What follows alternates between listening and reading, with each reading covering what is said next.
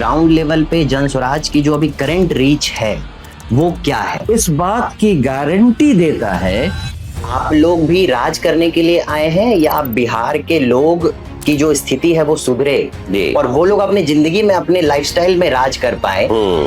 हम न तो इलेक्शन के पहले या इलेक्शन के बाद किसी भी तरह का गठबंधन करेंगे। अगर आपकी सरकार बनती है तो जो बात आप अभी कह रहे हो उस बात पे आप कायम रहोगे?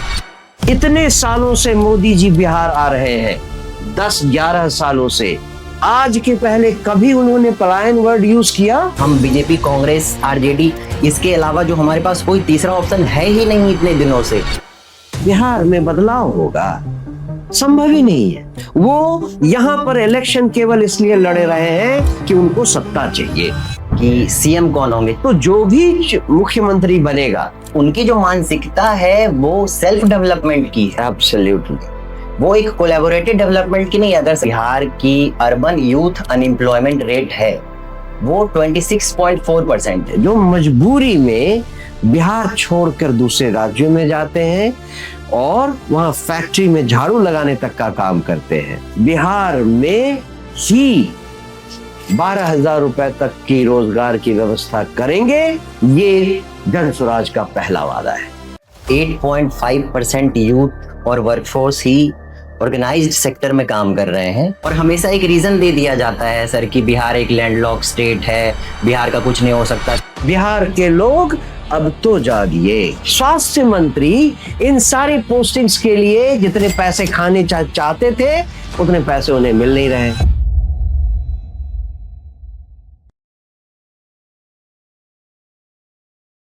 मनोज भारती जी से हमारे जो भी डिस्कशन होंगे, कन्वर्सेशन होंगे, वो पूरी तरीके से बिहार के यूथ, बिहार की जनता, बिहार की 13 करोड़ जनता के लिए होगी।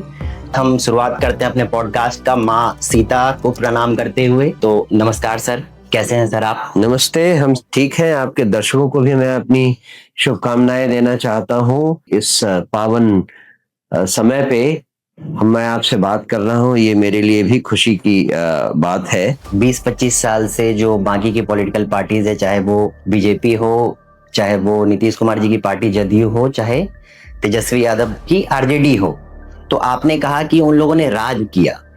तो ये जो राज करने की जो माइंडसेट है सर, तो आपको क्या लगता है कि आपकी पार्टी का जो विजन है, आपकी पार्टी की जो सोच है, वो राज करने के माइंडसेट से कितना अलग है, कितना डिफरेंस है? क्योंकि लोग जनरली ये मान के चलते हैं कि हमें सत्ता चाहिए, हमें राज करना है, हम बिहार को जीतना चाहते हैं। जी, आप लोग भी राज करने के लिए आए हैं या आप बिहार के लोग की जो स्थिति है वो सुधरे और वो लोग अपनी जिंदगी में अपने लाइफस्टाइल में राज कर पाए? तो जन स्वराज की जो थिंकिंग है और बाकी पॉलिटिकल पार्टीज की जो थिंकिंग है, उसमें आपको क्या लगता है कि कितना डिफरेंस? कैसे डिफरेंस है? बहुत अच्छा सवाल है ये। मैं आपको पहले ये एक फैक्ट याद दिला दूं कि लगभग 1985 से लेकर जब पहली बार बिहार देश का सबसे पिछड़ा राज्य बना, बिल्कुल, तब से लेकर आज तक कंटिन्यूअसली 15 सालों तक बिहार देश का सबसे पिछड़ा राज्य रहा है। एक तो ये फैक्ट है। दूसरा, इस बीच में जिन लोगों ने बिहार पर शासन किया, उन लोगों ने चाहे जितने भी वादे किए, चाहे जितने भी काम किए, चाहे वो समतामूलक समाज हो, चाहे गरीबों को आवाज देने की बात हो, दबे कुचले लोगों को आगे बढ़ाने की बात हो, इंफ्रास्ट्रक्चर डेवलपमेंट की बात हो, चाहे लालू जी की सरकार हो, चाहे नीतीश बाबू की सरकार हो। लालू जी की सरकार कांग्रेस के साथ थी, नीतीश बाबू के साथ मोस्टली बीजेपी रही है। इनमें से सारे राजनीतिक दलों की सरकारों ने चाहे जो कुछ भी किया, बिहार को इस अंतिम स्टेज से एक कदम भी आप ऊपर तो नहीं ला पाए। ये बात तो आप मानेंगे, ये तो एक फैक्ट है। और इन 40 सालों में जिन लोगों ने शासन किया, चपरासी के घर से अपनी राजनीति शुरू करने वाला 900 करोड़ रुपए के घोटाले में जेल में गया और उसके साथ हजारों लोग कहां से कहां शून्य से करोड़पति हो गए, साइकिल से रेंज रोवर। एब्सोल्युटली। आज तो जो भी मुखिया बनता है वो साइकिल से चलने वाला होता है और मुखिया बनने के 6 महीने के भीतर उसके घर में एक बलेरो और पता नहीं और क्या क्या आ जाता है। बिल्कुल बिल्कुल। तो ये जो भ्रष्टाचार का आलम है वो दिन पर दिन बढ़ता जा रहा है। जो गरीब है वो पिसता जा रहा है और बिहार है वो सबसे पिछड़े राज्य से एक कदम भी ऊपर नहीं आ पाया। ये सब तो मैं फैक्ट कह रहा हूं। अब आप एक चीज और ध्यान दें, 40 साल पहले जो व्यक्ति 20 साल का था उसे पढ़ाई नहीं मिली, गांव में उसे पढ़ाई नहीं मिली, उसके लिए रोजगार की व्यवस्था नहीं हुई। वो आदमी जो 1985 में 20 साल का था आज 60 साल का बूढ़ा है, उसका बेटा भी पढ़ नहीं पाया और उसे भी अच्छी नौकरी नहीं मिली, वो भी मजदूरी करता रहा और उसका पोता भी आज न तो पढ़ पाया है न ही उसका फ्यूचर कुछ डिफरेंट होने वाला है, वो भी मजदूरी करने वाला है। ये जो हो रहा है बिहार में, इसकी जिम्मेदारी किसकी है? अगर राजनीतिक दल जिन्होंने हम पर शासन किया और राजनीतिक नेता जिन्होंने हम पर शासन किया उनकी रिस्पॉन्सिबिलिटी नहीं है तो फिर और किसकी होगी? जन स्वराज ने इस बात को लेकर कहा कि बिहार में जो राजनीतिक दल है, जो राजनीतिक नेता है, उनके पास न तो नियत है ना उनकी सोच की शक्ति है, नीति बनाने की शक्ति है कि वो बिहार को इस स्टेज से बाहर ला सके। वो कुछ भी करेंगे, कुछ भी करेंगे, बिहार को सबसे पिछड़े राज्य के दर्जे से ऊपर लाने के बारे में कभी कोई कदम नहीं उठाया। जन स्वराज पार्टी कहती है कि इसका दोष बिहार की व्यवस्था में है और हम यहां व्यवस्था परिवर्तन के लिए आए हैं। बिहार में जो बदलाव है वो शासन का बदलाव नहीं होना चाहिए, वो व्यवस्था का बदलाव होना चाहिए। आप देख रहे हैं कि बिहार में आज 2 गठबंधन काम कर रहा है, एनडीए और इंडिया। इन दोनों का एम इस गठबंधन से केवल ये है किस तरह से हम गद्दी पर आए, किस तरह से हम शासन पाए और जो पैसे एक्सप्लॉयट कर दे हैं उसमें हमारी जेब गरम हो। जन स्वराज ने शुरू से कहा कि हम किसी गठबंधन में विश्वास नहीं रखते। हम न तो इलेक्शन के पहले या इलेक्शन के बाद किसी भी तरह का गठबंधन करेंगे। हम गठबंधन का की राजनीति नहीं करते, मतलब हम शासन के लिए मरे नहीं जा रहे। एक चीज मैं आपको इंटरप्ट करना चाहूंगा सर कि जैसे अभी बहुत सारे यूथ का और बहुत सारे बिहार के लोगों का ऐसा कहना है और मानना है, हो सकता है कि maybe I am wrong, कि जब केजरीवाल जी आए थे तो उन लोगों ने भी एक इसी तरीके की बात कही थी कि मैं अपने बच्चों की कसम खाता हूं कि मैं किसी से गठबंधन नहीं करूंगा, मैं सरकारी बंगला नहीं लूंगा। तो कुछ जो पर्टिकुलर लोग हैं, जो कुछ सर्टेन पॉपुलेशन है बिहार के, वो लोग इस चीज से जोड़ के भी देखते हैं। तो आप इस चीज को कैसे रेक्टिफाई करोगे कि जो बात जन स्वराज कह रही है वो अपने बातों पे कायम रहेगी अगर आप सत्ता में आते हैं, अगर आपकी सरकार बनती है, तो जो बात आप अभी कह रहे हो उस बात पे आप कायम रहोगे? इस बात का भरोसा आप कैसे दिलाओगे? बिल्कुल, वो बातें हैं। दिल्ली में केजरीवाल, दिल्ली की हालत क्या बिहार के उन लगभग 8-9 करोड़ लोगों की हालत के बराबर है? नहीं, मैं एक सेकंड, मैं बात मेरी नहीं हुई है। अगर बिहार की जो हालत है पिछले 40 सालों से नहीं बदली और बिहार में वो 8 से 9 करोड़ लोग दिन पर दिन पिसे जा रहे हैं, बिल्कुल सर, अगर वो बदलाव नहीं चाहते हैं तो हमें कोई प्रॉब्लम नहीं है। हम सुनिए, हम अपना काम करते रहेंगे। उनको अगर 5 साल के लिए और सफर करना है, जिसको बिहारी भाषा में कहा जाता है 5 साल के लिए उनको और कुचाने का मन है, तो उनकी मर्जी है। आप अगर व्यवस्था नहीं बदलना चाहते, जिस हालत में है उसी हालत में रहना चाहते हैं, बिल्कुल रहिए। हम शासन के लिए नहीं आए हैं। हमें इस बात से फर्क नहीं पड़ता कि इस नवंबर के बाद आपके लिए हम शासन की बागडोर संभाले, नीतियों को बदले, अच्छे लोगों को लाएं और व्यवस्था परिवर्तन की शुरुआत करें। अगर आप इसको नहीं चाहते तो आप बिल्कुल उसी हालत में रहिए जैसी हालत में आप थे। और दूसरी बात, दिल्ली में और बिहार में जो फर्क है वो उस तरह से देखें कि बिहार में जो दल थे जिनके कारण बिहार पिछले 40 सालों से सबसे पिछड़ा राज्य रहा, उसको आप अपनी किसी बीमारी के लिए एक्सपायर्ड दवाओं की तरह मान लें। वो दवाएं आप यूज कर चुके हैं, वो काम नहीं कर रहे, एक्सपायर हो चुके हैं। हाँ, अब एक नई दवा मार्केट में आई है।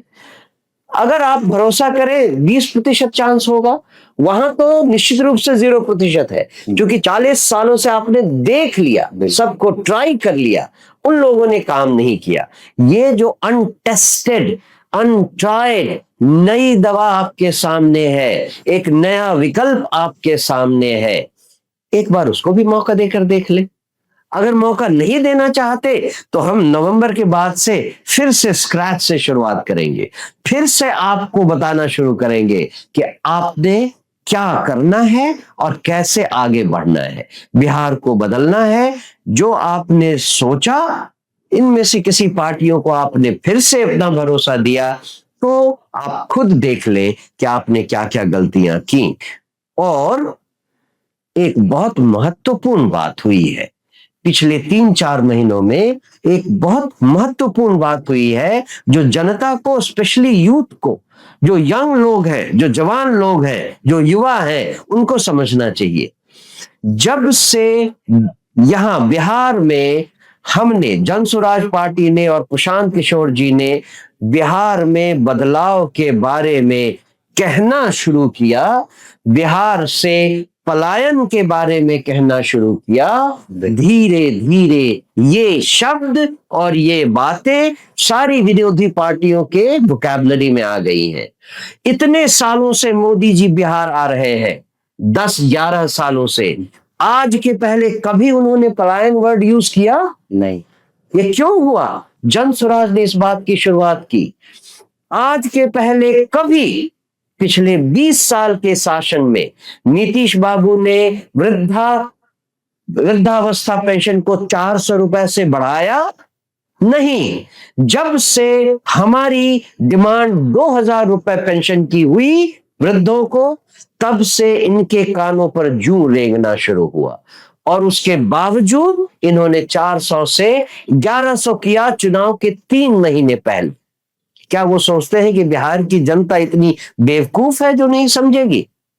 और इतने तरह तरह के नए नए स्कीम महिलाओं के लिए और सब लोगों के लिए जो शुरू करने लगे हैं आप चुनाव के 3 महीने पहले, बिहार के युवा सब समझते हैं, और मुझे मालूम है कि वो इस बात का जवाब जरूर देंगे। बिल्कुल सर। एक जो मुझे जन स्वराज की जो सबसे अच्छी बात लगी, जो आपने कहा कि आप राज करने नहीं आए हैं, आप सत्ता का सुख भोगने नहीं है, आप अगर सत्ता में नहीं आते हो तो आप जीरो से शुरुआत करोगे। तो आपको लगता है कि छठ पूजा के बाद अब वो स्थिति बन चुकी है, या फिर मैं ये कह लूं कि जन स्वराज ने वो स्थिति पैदा कर दी है बिहार की धरती में, माँ सीता की धरती में, कि छठ पूजा दीपावली के बाद अब वो वक्त आ गया है कि अब बिहार का निजाम हमेशा हमेशा के लिए बदल देना चाहिए और बदल जाएंगे? ये तो डिसाइड करना बिहार की जनता का काम है। अभी एक यूथ हूं और मेरा भी एक ओपिनियन है, मेरा भी एक सोच है, और जितने भी मैंने रिसर्च किया है, जितना भी चीजों को मैंने एनालाइज किया और ग्राउंड लेवल पे मैंने लोगों से बात की है, तो हर लोगों की बातों में मुझे एक चीज कॉमन दिखाई देती है। वो ये कहते कि अरे यार, कुछ बदलाव होना चाहिए, हम बीजेपी, कांग्रेस, आरजेडी, इसके अलावा जो हमारे पास कोई तीसरा ऑप्शन है ही नहीं इतने दिनों से। तो लोग जन स्वराज को एक थर्ड ऑप्शन की तरह देख रहे हैं। इस चीज से, एनालिसिस से आपको लगता है कि आप छठ पूजा के बाद बिहार का निजाम बदलने में सक्सेसफुल रहेंगे? मैं आपको एक इंटरेस्टिंग वाकया सुनाता हूँ। आपने यूथ के बारे में तो कहा कि सब लोग बदलाव चाहते हैं। बिल्कुल, मैं खुद भी बदलाव चाहता हूं। बिल्कुल, लेकिन मैं आपको एक इंटरेस्टिंग वाकया सुनाता हूँ। 2 अक्टूबर 2024 को जब मुझे सडनली जन स्वराज पार्टी का अध्यक्ष बना दिया गया, बिल्कुल, तो उसके बाद मैं दिल्ली गया था अपने पत्नी को और अब कुछ सामान वामान घर से शिफ्ट करने के लिए, पटना में सेटल होने के लिए। दिल्ली पहुंचा तो वहां पे हमारे कुछ दोस्तों ने एक पार्टी दिया, हमें शाम में खाने पर बुलाया। उस पार्टी में कांग्रेस के और बीजेपी के दो बड़े कद्दावर नेता भी थे। उन दोनों को उस समय तो पता नहीं था कि मैं जन स्वराज पार्टी ज्वाइन कर चुका हूं और उसका अध्यक्ष हूं। ऐसे ही बात चली कि बिहार बहुत सफर कर रहा है, बिहार में बदलाव की सख्त जरूरत है, बदलना चाहिए, कुछ ना कुछ होना चाहिए। इन दोनों नेताओं ने, कांग्रेस के और बीजेपी के दोनों बिहार के नेताओं ने, बिहारी नेताओं ने एक स्वर में कहा, बिहार में बदलाव होगा, संभव ही नहीं है, जैसे चल रहा है वैसे ही चलेगा। आप देखिए यहां की जनता, यहां के यूथ में बदलाव का कितना क्रेज है, क्या क्या जुनून है। और जो नेता हैं वो सोच कर बैठे हैं कि बिहार में बदलाव तो हो ही नहीं सकता है। वो यहां पर इलेक्शन केवल इसलिए लड़े रहे हैं कि उनको सत्ता चाहिए, किसी भी तरह से जो पैसों की मारामारी हो रही है उसमें उनको अपना हिस्सा चाहिए, केवल यही चल रहा है। क्योंकि बदलाव तो वो कर ही नहीं सकते, उनकी सोच में ही नहीं है। अब आप देखिए बदलाव क्या होने वाला है। एक छोटा उदाहरण दें आपको। बिल्कुल। आप सब जानते हैं बिहार में कानून व्यवस्था कितनी खराब है, उसके पीछे का कारण देखिए।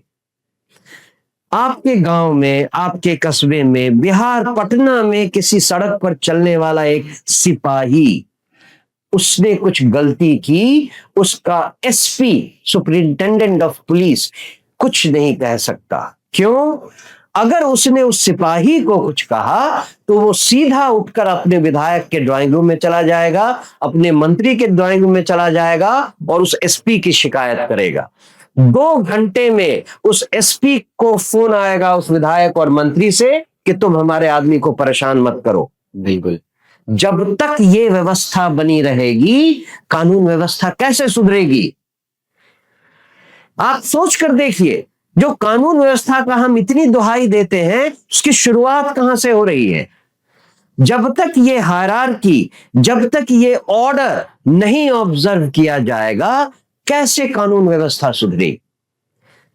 शिक्षा, अगर मंत्री अपने डेस्क से टीचर्स की बहाली और पोस्टिंग डिसाइड करने लगा और हर बहाली और पोस्टिंग पर 25 लाख 50 लाख रुपया चार्ज करने लगा, तो व्यवस्था शिक्षा की कैसे सुधरेगी? स्वास्थ्य मंत्री अगर डॉक्टरों की बहाली और पोस्टिंग में पैसे खाने लगा तो स्वास्थ्य विभाग कैसे सुधरेगा? ये है व्यवस्था जो आज बिहार में गत में चली गई। ये नहीं कि कोई घूस ले रहा है, कोई चीफ इंजीनियर घूस ले रहा है, कोई दरोगा घूस ले रहा है, उसको पकड़ के आपने जेल में डाल दिया। भाई इससे व्यवस्था थोड़ी ना बदलने वाली है। अगर व्यवस्था बदलनी है उसकी शुरुआत टॉप से होनी चाहिए। मुख्यमंत्री, सारे मंत्री, विधायक, सारे सचिव जब तक वो एग्जाम्पल सेट नहीं करेंगे, नीचे व्यवस्था कभी नहीं बदलेगी। और जो बात मैंने आपसे शुरू में कही, जन सुराज ऐसे काबिल और ईमानदार लोगों की तलाश में है जिनको हम उम्मीदवार बनाएं, जनता को उसके सामने पेश करें, जनता उन्हें विधायक बनाए। ऐसे लोग जब विधायक बनकर आए और जनता के आशीर्वाद से अगर जन स्वराज की सरकार बनी तो उन्हीं विधायकों में से कुछ मंत्री बनेंगे, कोई मुख्यमंत्री बनेगा। जन स्वराज का मुख्यमंत्री, जन स्वराज के मंत्री, जन स्वराज के विधायक अपने दिमाग से भ्रष्टाचार शुरुआत नहीं करे। वो इस हायरार्की को समझे, इसका रिस्पेक्ट करे और लोगों को अपना काम करने दे। जो अफसर जहां है उसे अपना काम करने के लिए ईमानदारी से प्रेरित करे। देखिए बिहार में बहुत सारे ऐसे लोग हैं जो एक्चुअली ईमानदार हैं, लेकिन सिस्टम इतना करप्टेड है, व्यवस्था इतनी खराब है कि एक ईमानदार आदमी भी अंदर आकर बेईमान बनने को मजबूर हो जाता है। इस व्यवस्था को बदलना है। जब तक आप इस पूरे सिस्टम को, इस राजनीतिक व्यवस्था को उखाड़ कर फेंकेंगे नहीं, तब तक नई व्यवस्था कैसे आएगी? और ये ऐसी बात है कि ये इंक्रीमेंटल चेंज से नहीं होगा।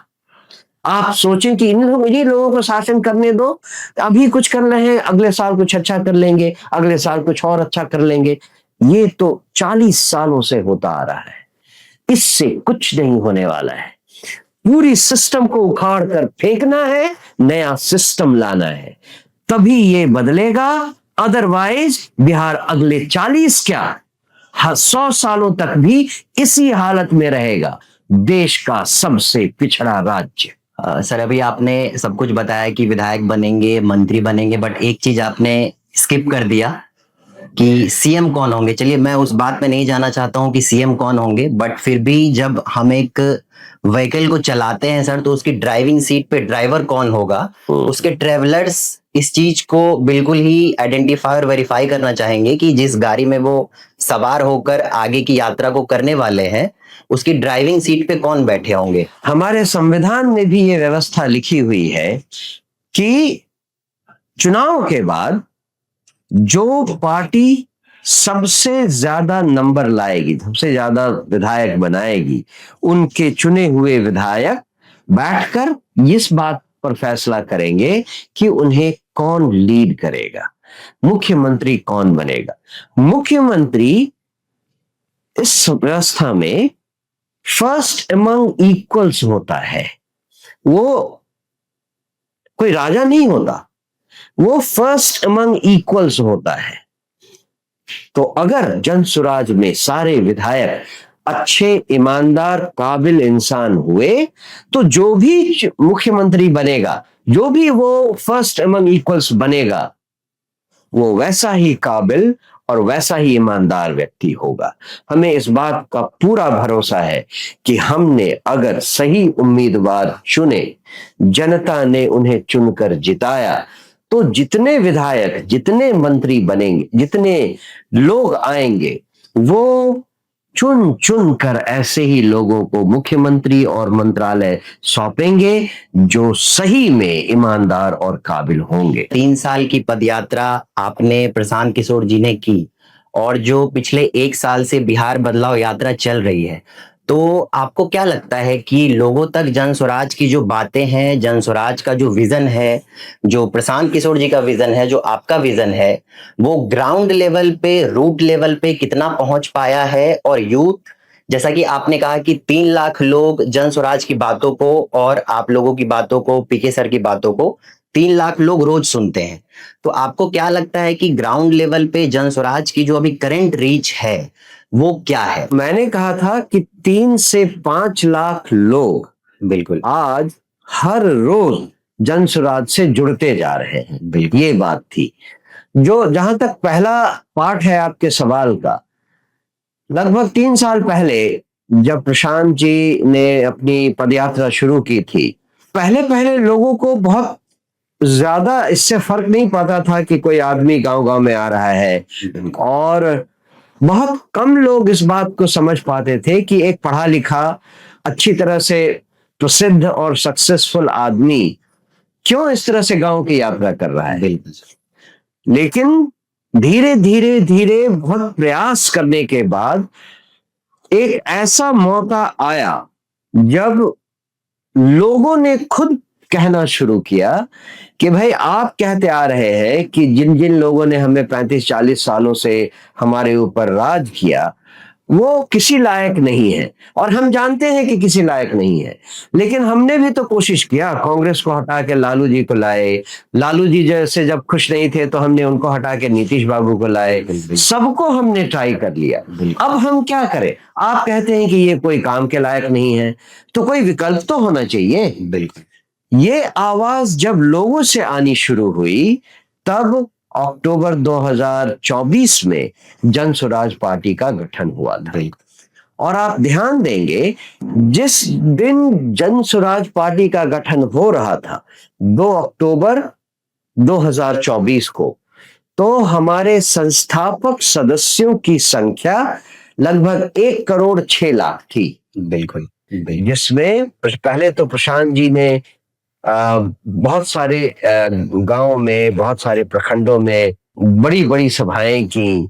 उसके बाद हर विधानसभा क्षेत्र में एक या दो बार ऐसी सभाएं की जाएं, इस प्रयत्न से ये बिहार बदलाव यात्रा चल रही है। तो जब हम प्रशांत जी ने और जन स्वराज पार्टी ने ये यात्राएं शुरू की तो मुश्किल से 4-5-7 हजार लोग इकट्ठा होते थे, लेकिन धीरे धीरे जैसे जैसे लोग समझते गए कारवां बनता गया। कारवां बढ़ता गया, बनता गया, और आज किसी भी सभा में 20 हजार से लेकर 40 हजार तक लोगों की स्थिति होती है। और मुझे लगता है कि ये एक बहुत अच्छा इंडिकेटर है ये बात जानने के लिए कि जनता तक हमारी आवाज पहुंच रही है या नहीं। मुझे लगता है, और आज से लेकर अगर हर रोज 4 लाख ऑन एन एवरेज हमसे लोग जुड़ रहे हैं, तो अगले 40 दिनों में जोड़ लीजिए कितना हो गया, लगभग 1.25 करोड़ लोग और भी जुड़ेंगे। मतलब हमारा वोट परसेंटेज इस 15 से 25 भी हो सकता है, 35 भी हो सकता है, और 45 भी हो सकता है। ये हमें इस बात की गारंटी देता है कि इस बार छठ के बाद बिहार में बदलाव तो निश्चित है। आप एक फॉर्मर आईएफएस रहे हैं सर, आप एम्बेसडर भी रहे हैं। यूक्रेन, बेलारूस, टाइमर जो देश हैं, आपने कहा था कि आप हमारे बारे में कुछ जानते हो नहीं, रिसर्च करके आए हो कि नहीं। तो मैंने जब आपके बारे में रिसर्च किया तो मुझे पता चला कि आप एक फॉर्मर आईएफएस रहे हैं। आप कई देशों के एम्बेसडर भी रहे, इंडिया की तरफ से आपको भेजा गया। आपने G20 जो इवेंट है उसको भी ऑर्गेनाइज करने में आपकी बहुत सारी कंट्रीब्यूशन रही।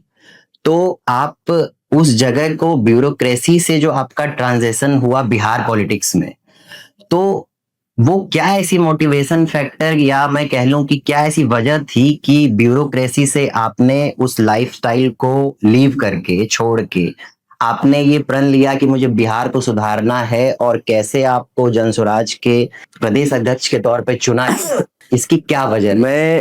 मैंने फॉरेन सर्विस 1988 में ज्वाइन किया था। 35 सालों की सर्विस में फरवरी 2023 में मैं रिटायर हुआ।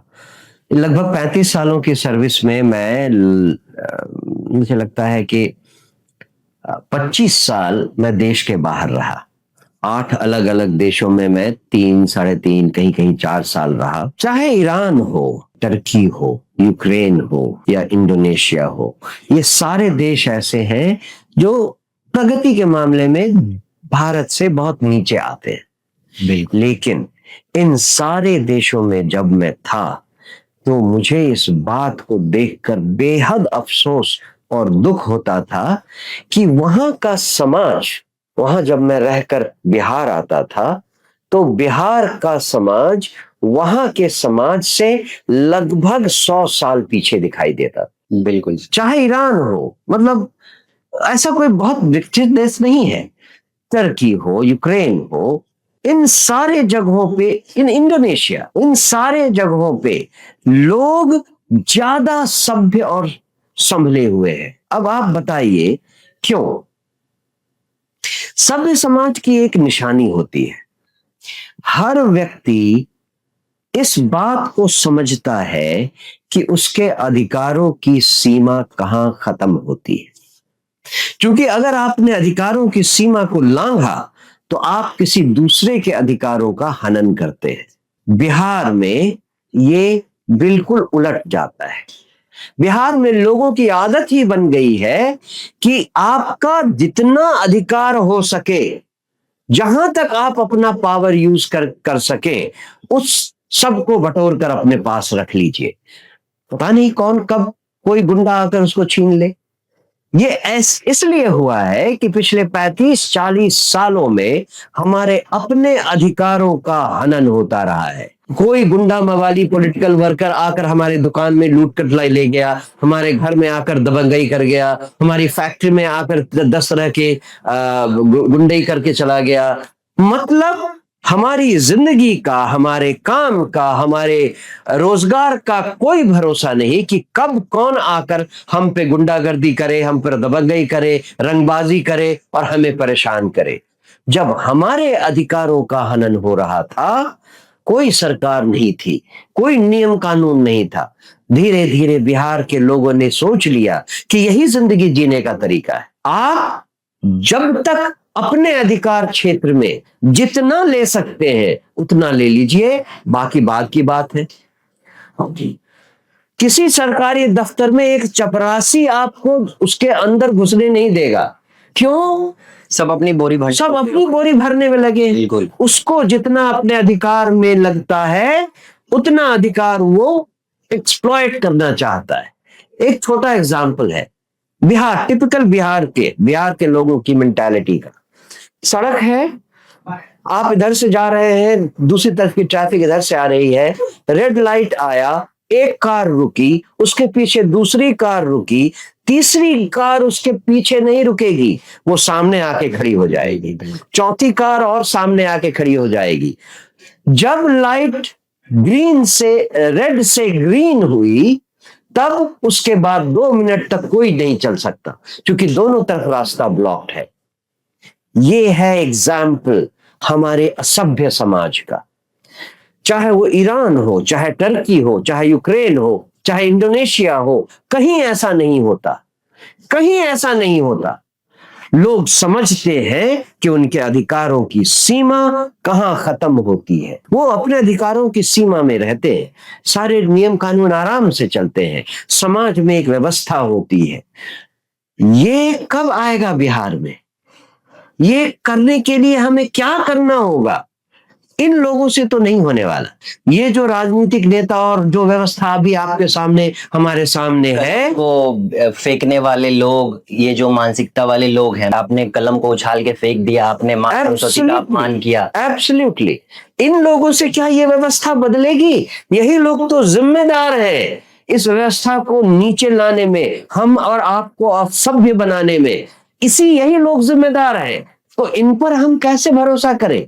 इनको हम कैसे फिर से शासन दें और बिहार को ऐसे ही असभ्यता के दलदल में अगले 40 साल तक रखें?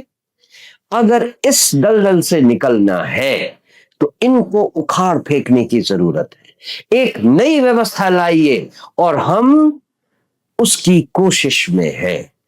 हम अकेले ये काम नहीं कर सकते, हमने अपने तरफ से कोशिश की, कर ही रहे हैं। आपका साथ चाहिए।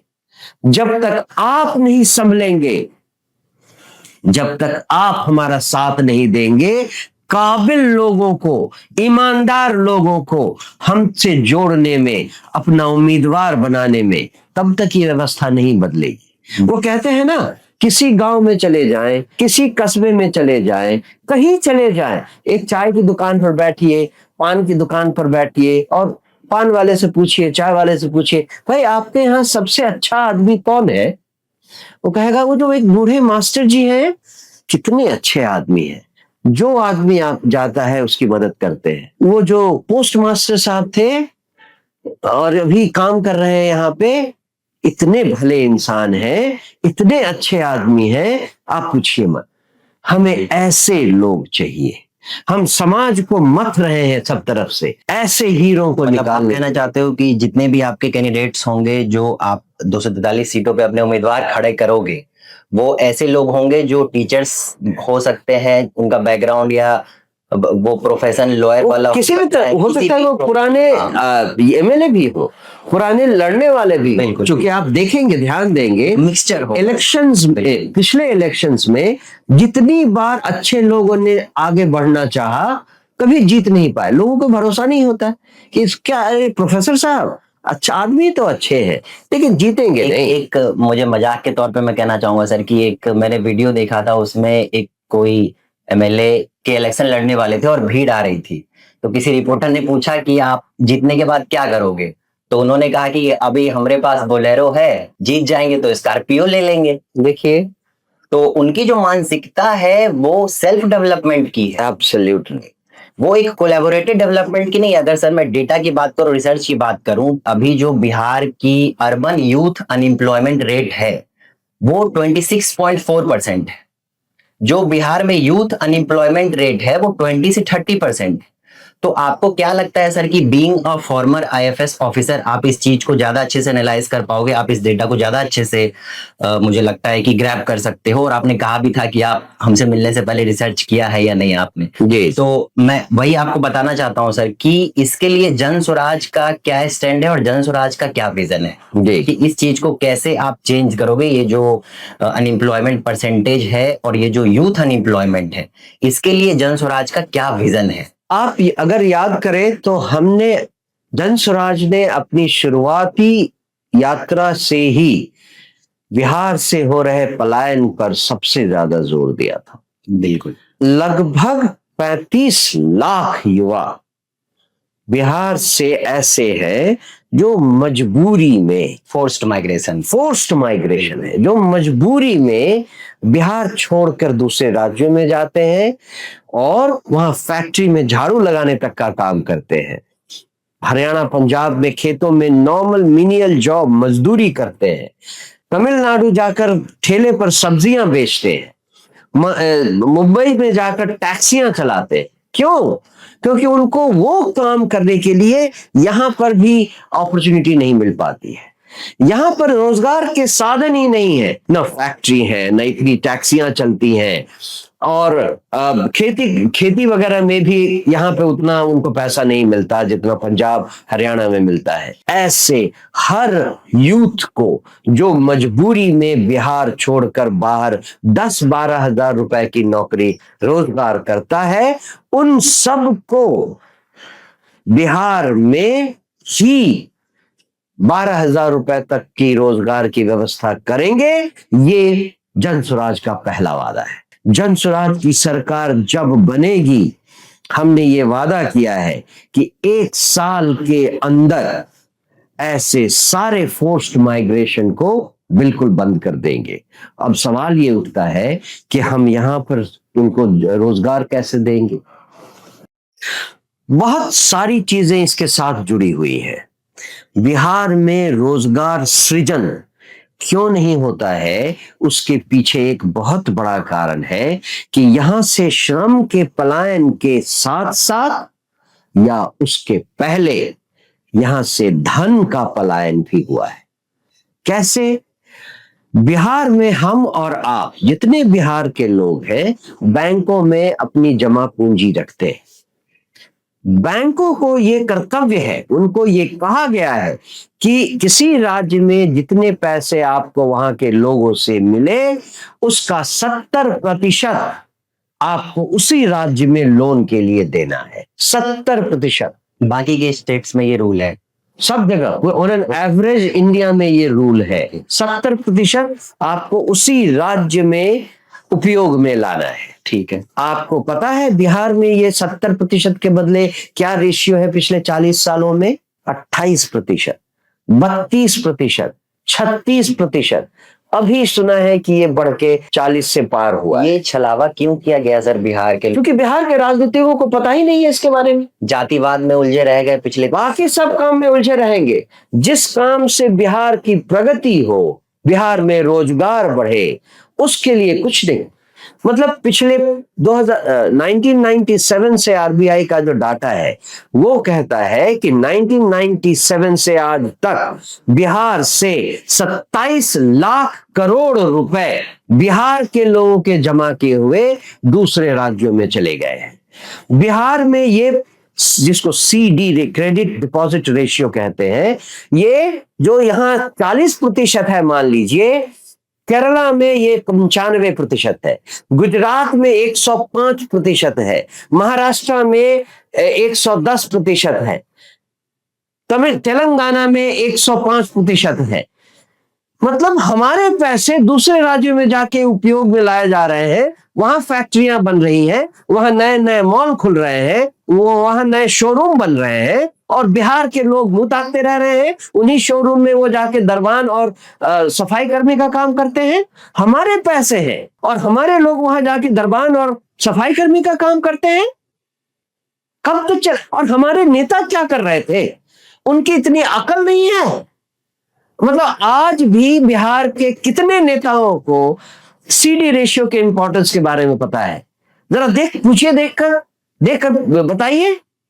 उन्हें तो सर पर कैपिटा इनकम क्या होती है वो भी नहीं पता है। नहीं है। और इंपॉर्टेंट ये है कि अगर वो 27 लाख करोड़ रुपए लोगों के हाथों में होते तो कितने सारे रोजगार के चीजें बनती, कितने ज्यादा शॉप्स बनते, कितने ज्यादा मॉल्स बनते, कितने ज्यादा लोगों को रोजगार बनता, कितनी सारी फैक्ट्रियां बनती।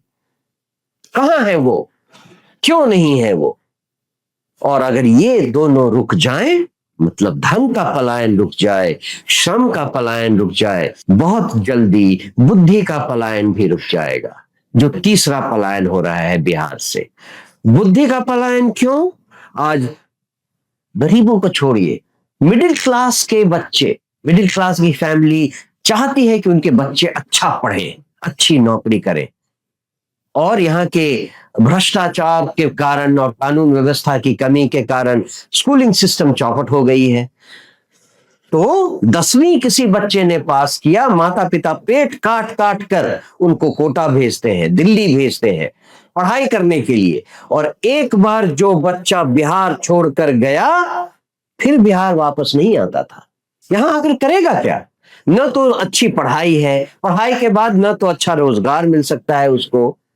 क्या करें? जिंदगी एक बार जो बिहार छोड़कर बच्चा गया, वो फिर वापस। कितने आईएएस और आईपीएस ऑफिसर हैं जिन्होंने अपनी जवानी में भ्रष्टाचार कर करके बड़े बड़े बंगलों बनवाए, ये सोच के कि बुढ़ापे में हम अपने बच्चों के साथ भरा पूरा परिवार रहेगा। उन्होंने अपने बच्चों को बाहर ये कर दिया। आज उनके बड़े बड़े बंगले खंडहर बने हुए हैं, क्योंकि उनके बच्चे तो वापस आए नहीं और वो वहां कोई रहता नहीं। वो बूढ़ा बुढ़िया अब अपने बच्चों के पीछे अमेरिका और इंग्लैंड और पुणे और हैदराबाद में रहते हैं, और उनका बनाया हुआ भ्रष्टाचार का स्वरूप जो खंडहर है, भवन है, वो खंडहर बन गया है। बिहार की ये हालत है। चाहे गरीब हो, मिडिल क्लास हो या अपर मिडिल क्लास हो, चाहे नेता हो, जो भी जिसका भी बच्चा एक बार बाहर गया, वापस बहुत कम आए। जो डेटा है वो ये कहती है कि एक तो हो गया सर माइग्रेंट, कि आप माइग्रेशन कर रहे हो, अपने स्वेच्छा से जा रहे हो कहीं काम करने के लिए। और जो सेकंड चीज हो गई, जो दूसरी चीज हो गई, वो हो गई फोर्स्ड माइग्रेशन। जो फोर्स्ड माइग्रेशन की जो डेटा है वो ये कहती है सर कि लगभग 1 करोड़ से ज्यादा लोग बिहार से बाहर जाते हैं फोर्सफुली तरीके से। वो मजबूर, इतने ज्यादा मजबूर हो गए हैं कि जाना उनकी मजबूरी है। तो जन स्वराज और प्रशांत किशोर जी और आप लोगों का जो विजन है कि हम उन्हें वापस बिहार बुलाएंगे, छठ के बाद पलायन खत्म हो जाएगा और उन्हें बिहार में ही 10 से 15 हजार रुपए की हम लोग रोजगार नौकरी देंगे। मैं इसको जो एक्सपैंड करता हूं। बिल्कुल सर। सबसे पहली बात, हम बैंकों से उन सारे युवाओं को और महिलाओं को, स्पेशली गांव की महिलाओं को, सारे लोगों को बैंकों से 4% सालाना पर ब्याज ऋण दिलवाएगी। बाकी जो 6-8% बैंकों का रेट 10 से 12% है, तो जो बाकी है वो सरकार बैंकों को डायरेक्टली देगी। ठीक है। लोगों को आसानी से ऋण मिलेंगे जिससे वो कोई भी रोजगार कर सके। छोटा भी जो आज ठेले वाला है, उसको अगर आप 2-4-5 लाख दे दीजिए, वो छोटा शॉप खरीद लेगा। बिल्कुल, उससे रोजगार भी बढ़ेगा। एक चेंज की शुरुआत होगी। तो बैंकों से पैसा मिलना शुरू होगा, एक तरीका ये।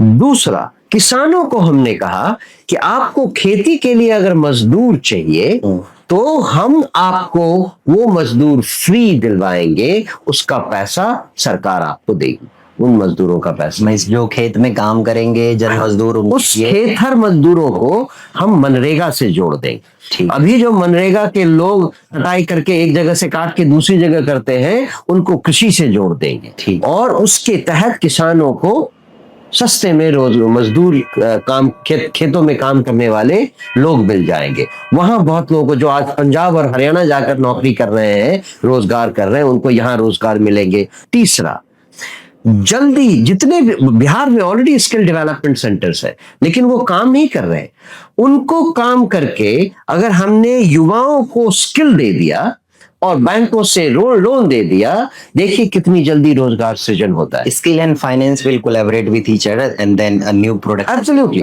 एक एग्जांपल छोटा सा है, बढ़ई का बेटा जो लकड़ी से काम करता है, उसका बेटा उसको आप 6 महीने 9 महीने साल भर की एक ट्रेनिंग दे दें वुड वर्किंग की नई टेक्नोलॉजी, बिल्कुल।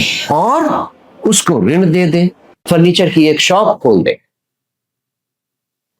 ये स्किल डेवलपमेंट है। अभी सर अगर मैं डेटा की बात करूं तो सिर्फ 8.5% यूथ और वर्कफोर्स ही ऑर्गेनाइज्ड सेक्टर में काम कर रहे हैं और बाकी के लोग अनऑर्गेनाइज्ड सेक्टर में वर्क कर रहे हैं।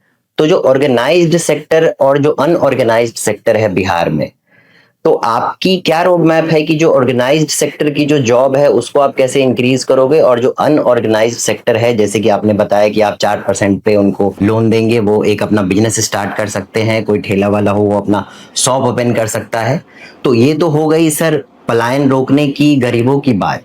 अब जो यूथ है जो बाहर रह के काम कर रहे हैं, कोई बेंगलोर में रह रहा है, कोई गुड़गांव में रह रहा है, इन सब लोगों को अगर आप चाहो कि वो लोग बिहार आ जाएं तो इंडस्ट्रीज को अट्रैक्ट करने के लिए जनराज के पास ऐसी क्या विजन है कि आप सरकार में आने के बाद कैसे अट्रैक्ट करोगे उन्हें? सोचिए, आज बिहार में अच्छी कंपनियां क्यों नहीं आ रही?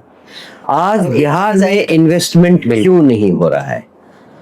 एकमात्र कारण है यहाँ का भ्रष्टाचार और यहाँ की कानून व्यवस्था। कौन सा इन्वेस्टर चाहेगा कि यहाँ पर वो इन्वेस्ट करे और उसकी लाइफ की कोई गारंटी ना हो?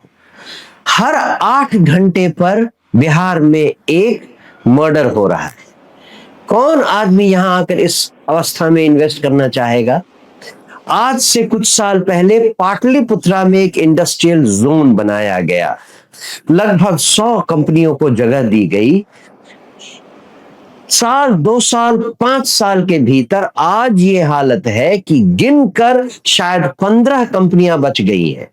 सरकारी तंत्र ने उनको इतना परेशान किया, कभी बिजली बिल के नाम पर, कभी पानी बिल के नाम पर, कभी एक टैक्सेशन के नाम पर, सब केवल भ्रष्टाचार का तरीका था। लोगों को परेशान इतना किया गया कि एक एक करके सारी फैक्ट्रीज ने अपना दरवाजा बंद कर दिया। ऐसी व्यवस्था में कहां से इन्वेस्टमेंट लाएंगे आप? कहां से यहाँ पे फैक्ट्रीज बनेंगे? कहां से हमारे पढ़े लिखे युवाओं को रोजगार मिलेगा? केवल इतना कर दो, बिहार में कानून व्यवस्था सही कर दो, कानून में बिहार में भ्रष्टाचार को हटा दो, बाहर के इन्वेस्टर्स को बुलाकर ये भरोसा दिलाओ।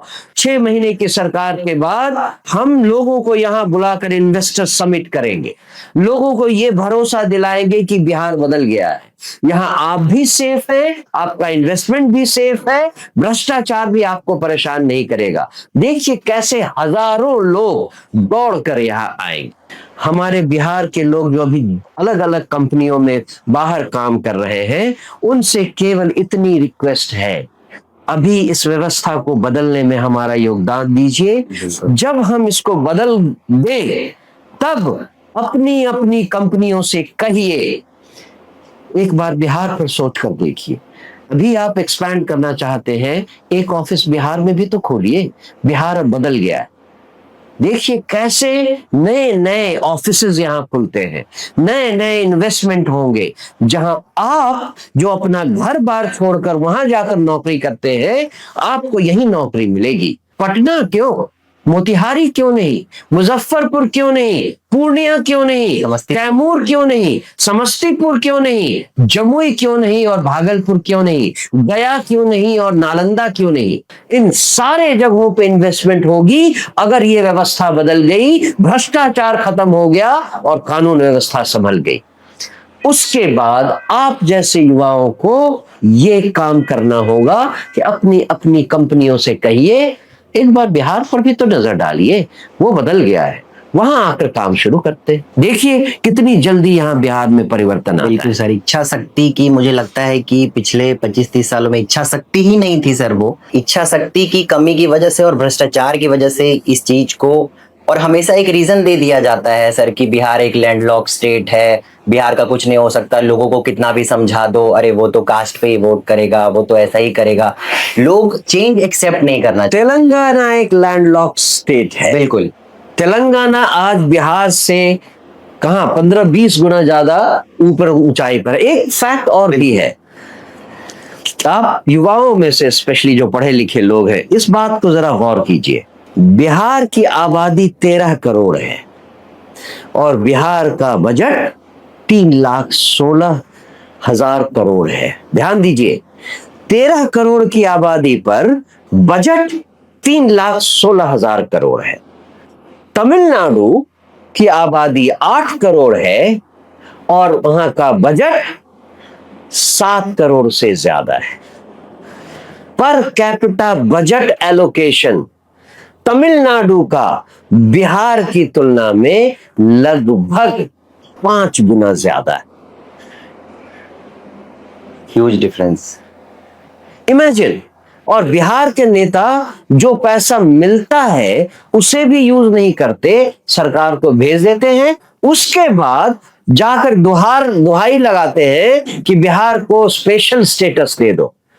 अरे भाई, जितना पैसा आपको दिया जाता है उतना तो आप यूज नहीं करते, आप कोई प्लान नहीं बनाते, आपके दिमाग में ना तो नियत है ना नीति है, और आप चाहते हैं कि साल दर साल बिहार की जनता को पीसते रहे। कब तक चलाओगे ऐसा गोरख धंधा? बिहार के लोग अब तो जागिए, एक मौका है, ये सारा निर्णय आपके कोर्ट में है। 2 महीने में सुनवाई देनी है, आपको सुनवाई देनी है। इस बार फैसला सोच समझ कर कीजिए और बदलाव आना है। आपके बच्चों की जिंदगी में अगर बदलाव आना है, जिससे कि आपने जैसी जिंदगी बिताई आपके बच्चे वैसी जिंदगी बिताने के लिए मजबूर ना हो जाएं, तो ध्यान रखिए, अगर आपके बच्चों के पीठ पर बोझ का बोरा नहीं, स्कूल का बस्ता होना चाहिए, तो स्कूल के बस्ते के निशान पर अपनी उंगली दबाएं।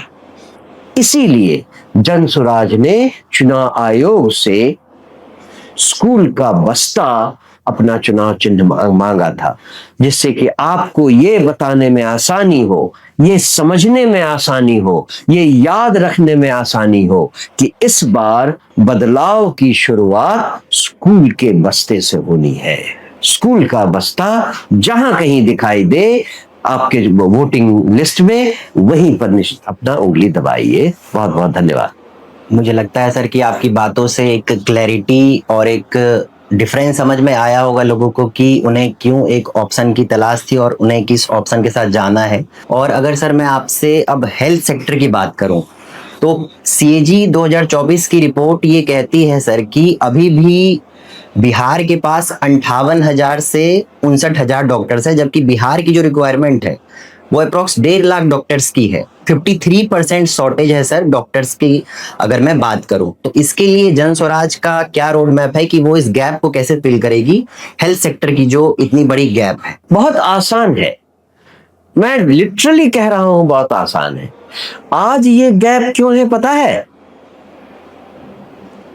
आपको? अब तक मेरी बातों से समझ में आ गया होगा। बिल्कुल सर। आज ये गैप क्यों है? क्योंकि स्वास्थ्य मंत्री श्री मंगल पांडे जी जो भी है, स्वास्थ्य मंत्री इन सारी पोस्टिंग्स के लिए जितने पैसे खाने चाहते थे उतने पैसे उन्हें मिल नहीं रहे। नहीं, मतलब इस बात सिंपल सी है। थोड़ा सा डिटेल में आप अगर समझाएं कि क्या इससे कैसे मतलब इम्पैक्ट हो रहा है।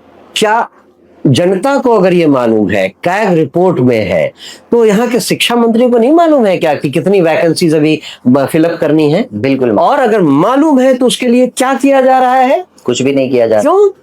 क्योंकि इच्छा शक्ति ही नहीं। एग्जैक्टली। भ्रष्टाचार है। तो अगर ये सिस्टम रहा तो फिर कभी नहीं बदलेगा ये।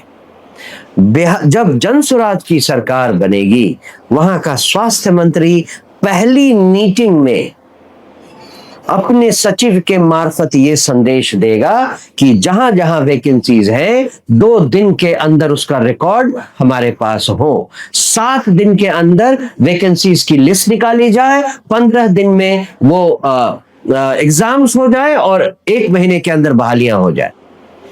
काम बहुत आसान है, कोई करना चाहे तब तो। और जनसुराज ये करके दिखाएगी। वो चाहे स्वास्थ्य व्यवस्था हो, चाहे शिक्षा व्यवस्था हो, चाहे ग्रामीण मंत्रालय हो, ग्रामीण विकास मंत्रालय हो, इस पर ध्यान आया। क्या आपको मालूम है 2006 में पंचायती राज कानून बिहार में नया लाया गया था, जिसे नीतीश बाबू ने इम्प्लीमेंट किया। अगर उस कानून की किताब को आप पढ़े, पंचायती राज कानून जो है, पंचायती राज एक्ट 2006, अगर उसको आप पढ़कर देखें, ऐसा लगेगा कि राम राज्य की परिकल्पना की हुई है। आपको पता है उसमें क्या लिखा है? हर पंचायत ग्राम सभा की मीटिंग हर 3 महीने में एक बार करेगा और उस मीटिंग में उस ग्राम में 29 गवर्नमेंट डिपार्टमेंट के रिप्रेजेंटेटिव्स उस सभा में मौजूद होंगे। ग्राम सभा में जो वोटर्स हैं वो अपनी समस्याओं का जिक्र करेंगे। जिस विभाग से वो समस्या लगी है उस विभाग के आदमी अफसर उसको नोट करेंगे और सप्ताह भर के भीतर उसका इलाज करेंगे।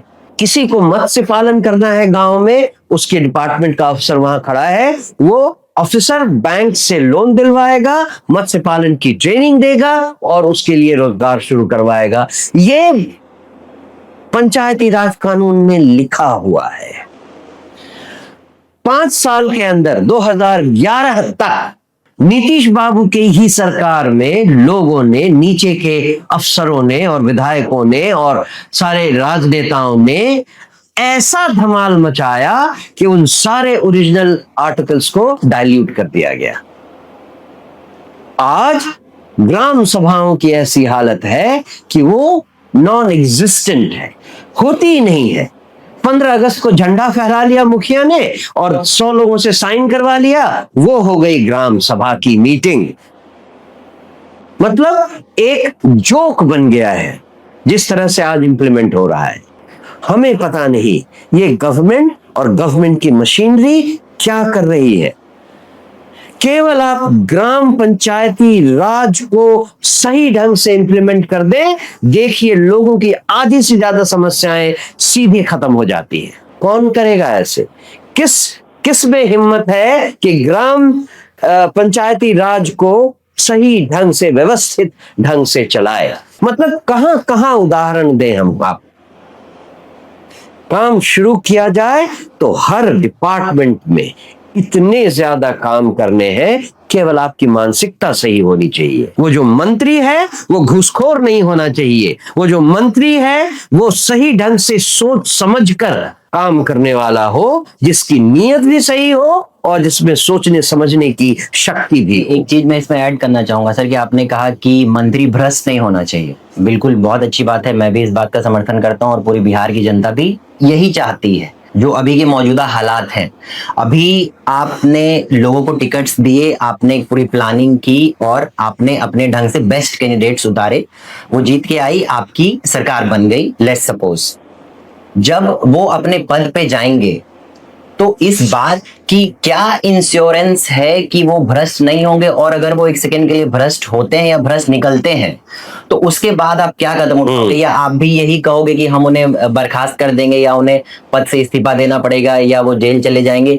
लेकिन लोगों का तो नुकसान इसी तरीके से हर बार हो जाता है सर। हर बार ये कहा जाता है, हर बार उन्हें भरोसा दिलाया जाता है और बाद में जाके कुछ लोग उसमें से भ्रष्ट निकल जाते हैं। बड़ा अच्छा सवाल है ये, और जन स्वराज ने इसके बारे में भी सोचा। नहीं, मुझे उम्मीद, सुनिए पहले सुन लीजिए, स्टैंड होगा सर, सुन लीजिए। बिल्कुल। जन स्वराज ने शुरू से ही कहा है कि हम पहली बार वो पार्टी बनेंगे जो जनता को राइट टू रिकॉल का पावर देंगे।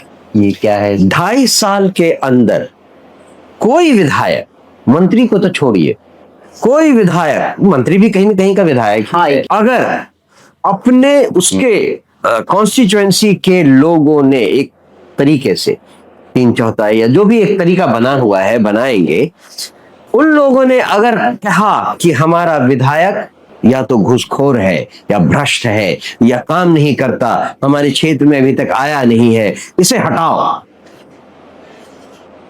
हम जनता की बात सुनकर ऐसे विधायक को और ऐसे मंत्री को पार्टी से निकाल देंगे। ये बहुत ही बड़ा चेंज और एक बहुत इसी बड़ी बात को कह रहे हैं आप, राइट टू रिकॉल कहा। Right to recall. ओके, जनता अपने प्रतिनिधि को रिकॉल कर सकती ठीक है। है, इसका अधिकार हम जनता को देंगे, ये हम वादा करते हैं। तो ये आप विधेयक पास करेंगे लेजिस्लेटिव असेंबली से, या फिर आप एक प्रॉमिस के तौर पे ये हमारा कह रहे हो? पार्टी का लेजिस्लेटिव होगा। ओके। और इसमें जो भी लीगल समस्याएं होंगी उसको हम सॉल्व करेंगे। ठीक है। लेकिन ये पार्टी अपना स्टैंड बनाएगी कि उस प्रोसीजर से अगर जनता ने हमें ये कहलवाया कि हमारा विधायक भ्रष्ट है, हम इसे हटाना चाहते हैं, तो एक प्रक्रिया के तहत उसे पार्टी से निकाल दिया जाएगा। राइट टू रिकॉल का यूज राइट टू रिकॉल का यूज। ओके, तो ये हर 2.5 साल में जनता को मौका मिलेगा करने का जी। कि जितने भी बातें आपने कही, जितने भी प्रोमिसेस आपने की, जो भी आपके कमिटमेंट्स थे, अगर आप उसको पूरा नहीं करते हो,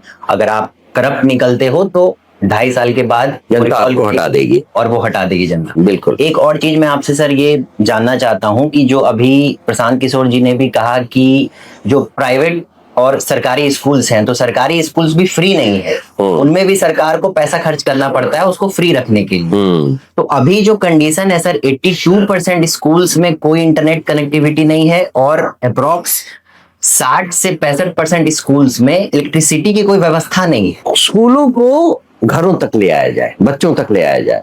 एज ए रिजल्ट क्या हुआ है, छोटे छोटे गांव में छोटे छोटे स्कूल बना दिए गए हैं, जहां पे 20, 25, 30, 40 बच्चे जाते हैं, एक 5 टीचर की स्ट्रेंथ है, उसमें एक मुश्किल से आता है। ऐसे ऐसे हजारों छोटे छोटे यूनिट्स बना दिए गए हैं। ऐसे छोटे यूनिट्स में आप इंटरनेट कहां से लाएंगे, व्यवस्था कहां से लाएंगे, और फैसिलिटीज कहां से देंगे? यस, जन स्वराज की क्या सोच है?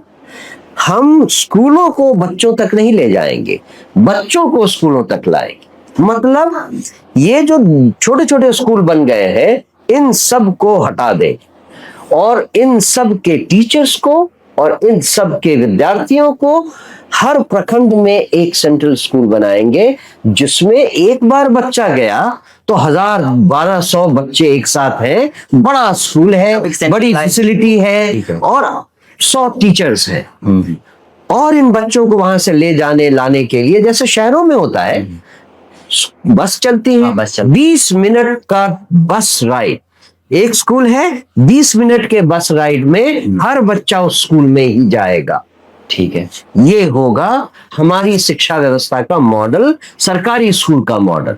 जहां अगर इतना बड़ा स्कूल बन गया, तो वहां आपको इंटरनेट भी मिलेगा, लेबोरेटरी भी मिलेगी, बहुत अच्छा आईटी लैब मिलेगा, बहुत अच्छा साइंस लैब मिलेगा, खेलने कूदने की व्यवस्था मिलेगी, आप इंटरनेशनल क्विज करवा सकते हैं, स्विमिंग का लेसन दे सकते हैं, तरह तरह की फैसिलिटीज वहां बनाई जाएंगी, बड़ा स्कूल बनेगा। और हमने ये वादा किया है कि एक साल में, मतलब हर एक साल, हर एक प्रखंड में एक ऐसा स्कूल बनाया जाए। 534 प्रखंड है बिहार में, तो एक साल के अंत में 534 ऐसे स्कूल बनाए जाएंगे, और दूसरे साल के अंत में वही बढ़ जाएगा, डबल हो जाएगा, 1068 स्कूल हो जाएगा। तीसरे साल 534 और बढ़ जाएंगे।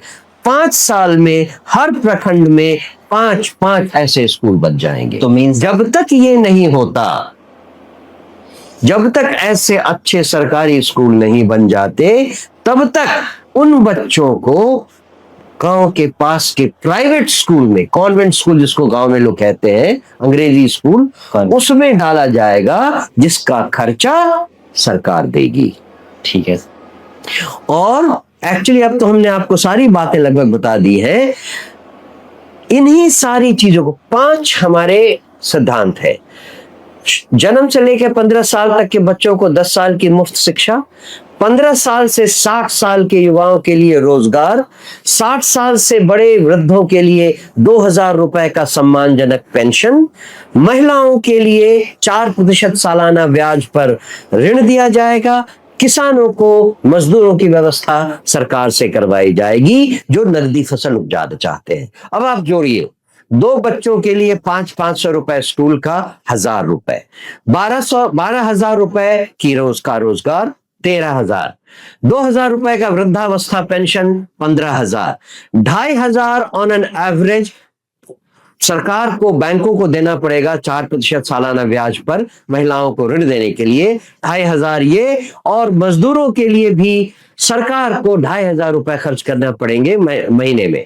तो 2,500, 2,500, 5,000, 12,000, 2 14,000, 5 19,000 और 1,000 20,000 रुपए। हमने एक कार्ड बना दिया है जिसको कहते हैं परिवार लाभ कार्ड। एटीएम की तरह का एक कार्ड है, उसमें लिखा हुआ है ये परिवार का कार्ड है। एक परिवार में एक बूढ़ा, 2 वयस्क, 2 बच्चे के लिए अगर हम पूरी व्यवस्था करें तो 20,000 रुपए तक का महीनेवार फायदा जन स्वराज की सरकार आपको देगी। उसकी गारंटी का एक कार्ड है जिसको हम आज गांव-गांव में लोगों को दे रहे हैं।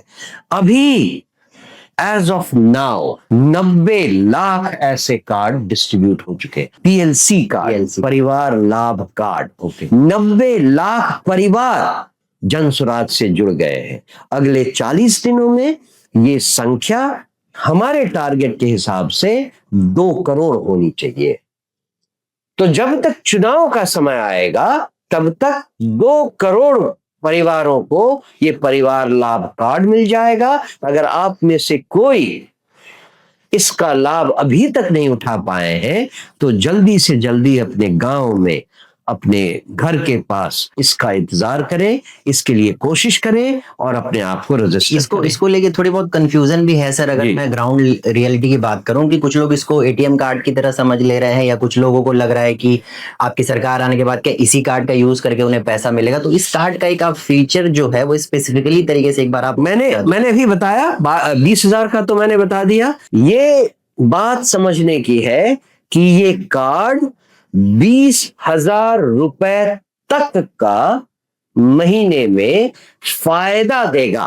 ओके, इमेजिन कीजिए आपके 2 बच्चे हैं तो उनको स्कूल, कॉन्वेंट स्कूल में डालने के लिए सीधा सरकार स्कूल को 1,000 रुपए देगी, आपके हाथ में नहीं जाएगा। ठीक है। 12,000 रुपए के रोजगार की व्यवस्था हो रही है, आपको रोजगार के थ्रू पैसे मिलेंगे, सरकार के थ्रू नहीं।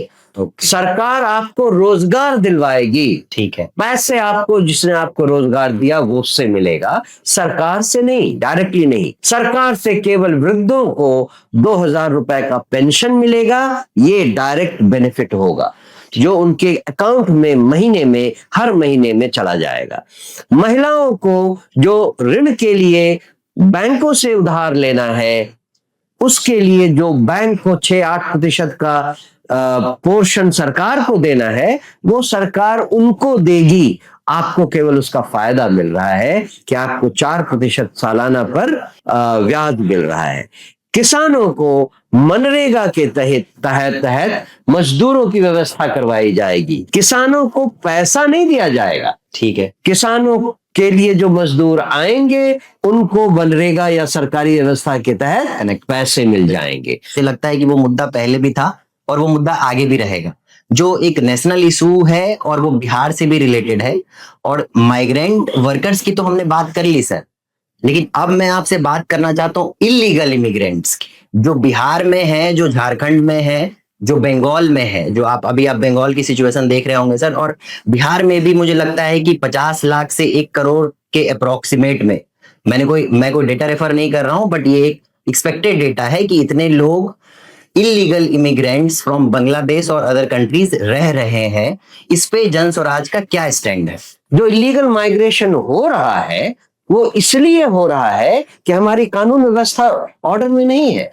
जिनको ये काम करना है वो अपना काम कर नहीं रहे हैं, उनको इससे पैसे मिलते हैं, उस पैसे से वो ऊपर तक पैसे पहुंचाते हैं, उनके सारी चेन की जेब गर्म होती है, कोई इस पे ध्यान नहीं देता। सब लिप सर्विस करते हैं कि हाँ इलीगल माइग्रेशन हो रहा है, इलीगल माइग्रेशन हो रहा है। भाई जब आपको काम करना था तब तो आपने काम किया नहीं। और काम क्या करना है? काम ये करना है कि आप कानून व्यवस्था ठीक करो। क्या आपके मादे है? क्या आपकी ताकत है कानून व्यवस्था ठीक करने की? कर ही नहीं सकते आप। जब आप खुद ही घूसखोर है, भ्रष्टाचारी है, तो आप इस व्यवस्था कैसे ठीक करेंगे? इलीगल माइग्रेशन को हटाना है तो केवल कानून व्यवस्था ठीक कर दो, केवल भ्रष्टाचार हटा दो, ये सारी चीजें अपने आप कंट्रोल में आ जाएगी। अगर हमारा गृह मंत्री भ्रष्ट नहीं हुआ, सारे पुलिस ऑफिसर्स को, सारी पुलिस फोर्स को फॉल इन लाइन करने में 3 महीने से ज्यादा नहीं होगा। किसकी औकात है कि किसी भी एक इलीगल इमिग्रेंट को घुसने दे और एक बार पकड़ा गया तो ऐसा एग्जाम्पल सेट करे कि 10 लोगों के दिमाग में दहशत आए कि नहीं, बिहार नहीं जाना है। अगर पकड़े गए तो नानी याद आ जाएगी। 10 ऐसे एग्जाम्पल सेट करने की बात है। उसके बाद देखिए बिहार में आप कह रहे हो कि आप अगर फ्यूचर में बीजेपी गवर्नमेंट या सेंट्रल गवर्नमेंट इस चीज को लेके कोई रूल रेगुलेशंस लाती है, अगर कोई लॉ पास करती है, तो you will be with them और यू विल सपोर्ट। कोई रूल रेगुलेशन काम नहीं करेगा। जो रूल रेगुलेशन है उसी को इंप्लीमेंट करके दिखाओ। ये नए रूल बनाने की बात, ये नए रूल बनाना जो है ना, ये बहाने हैं। ठीक है कि हमने पेपर्स पे हो जाता है कि हमने कानून इलीगल इमिग्रेशन को खत्म करने के लिए 2025 में एक कानून लाया। ये 2001 में जो कानून बना या 2005 में जो कानून बना, वो क्यों नहीं इंप्लीमेंट हुआ, इस पर कोई चर्चा नहीं हो, इसीलिए 2025 में एक कानून बना दिया। ये केवल आई वॉश है। ओके जो कानून आपके पास है उसको सही से इंप्लीमेंट करके दिखाओ, उसे सारे जो सब ठीक हो जाएगा। ठीक हो जाएंगे आप। ये जो नए नए कानून बनाए जाते हैं ये सब आई वॉश है।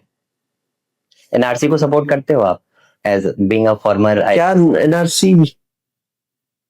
एनआरसी नॉन रेजिडेंट जो नेशनल रजिस्टर है कि सरकार का कहना है कि हम एक इन लिस्ट सबों पर अभी हम चर्चा ना करें तो ज्यादा अच्छा है, क्योंकि हमारा फोकस कहीं और है।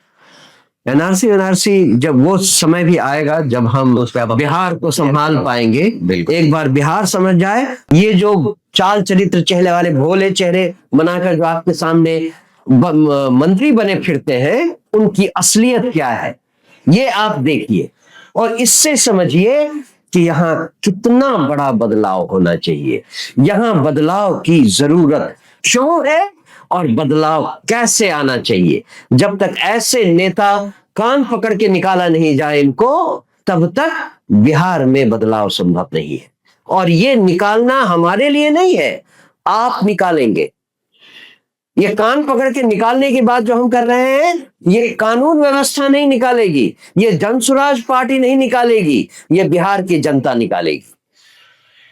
ये आपका काम है, इनको निकालिए। बिल्कुल सर, मुझे लगता है कि आपने जिस फ्लो और जिस एनर्जी के साथ हमारे सभी चीज़ों पर डिस्कशन किया, हमारे जितने भी कन्वर्सेशन हुए, आपकी जो एनर्जी है उससे मुझे एक उम्मीद मिल रहा है। और इसको जब बिहार की जनता देखेगी तो आपकी बातों से बिल्कुल उन्हें एक एनर्जी और एक पोटेंशियल मिलेगा कि हाँ, बिहार को बदलने के लिए कोई एक ऑप्शन हमारे पास है जिसको हम चूज कर सकते हैं या चूज करने के लिए सोच सकते हैं।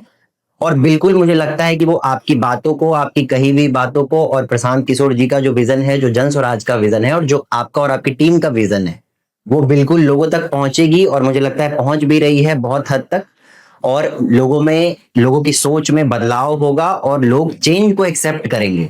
दिक्कत ये होती है कि लोग बदलाव को एक्सेप्ट नहीं करना चाहते हैं सर, वो चेंज को एक्सेप्ट करेंगे, जन स्वराज की बातों पे भरोसा करेंगे। वो सुन रहे हैं, सारी चीजों को देख रहे हैं। जनता मूर्ख नहीं है, जनता सब समझती है। तो मुझे लगता है कि आज का जो हमारा कन्वर्सेशन है वो दिल से बिहार की जनता, बिहार की जो 13 करोड़ जनता है, उनके लिए डेडिकेटेड है। और आपकी बातें मैं एक्सपेक्ट करता हूं कि लोगों को समझ में आए। और आपने हमें सभी मुद्दों पर, सभी बातों पर आपने बहुत ही एनर्जेटिक तरीके से जवाब दिया, चाहे वो किसी भी सेक्टर से रिलेटेड हो। और लास्टली मैं आपको एक और चीज कहना चाहूंगा सर कि हम लोग जीवन में जो कुछ भी करते हैं, जो चीज भी हो रही है, तो मैं हमेशा अपने पॉडकास्ट में एक बात कहता हूं कि मैं जो भी करता हूं, जो भी कुछ कर रहा हूं, वो माँ बाप के आशीर्वाद से और जो हमारे सुप्रीम गॉड हैं भगवान श्री कृष्ण, उनके आशीर्वाद से ही सब कुछ हो रहा है। ये पॉडकास्ट, ये आपसे मिलना, ये सब कुछ सुप्रीम गॉड श्री कृष्ण के आशीर्वाद से हो रहा है। तो मैं लास्ट में आपको जय श्री कृष्णा कहना चाहता हूं सर, और thank you so much sir. जय श्री कृष्ण। Thank you. और एक बार मैं एक बुलंद आवाज में आपसे कहना चाहूंगा सर, बिहार के लोगों के लिए कि जय बिहार सर। जय बिहार, जय बिहार, जय बिहार, जय जय बिहार।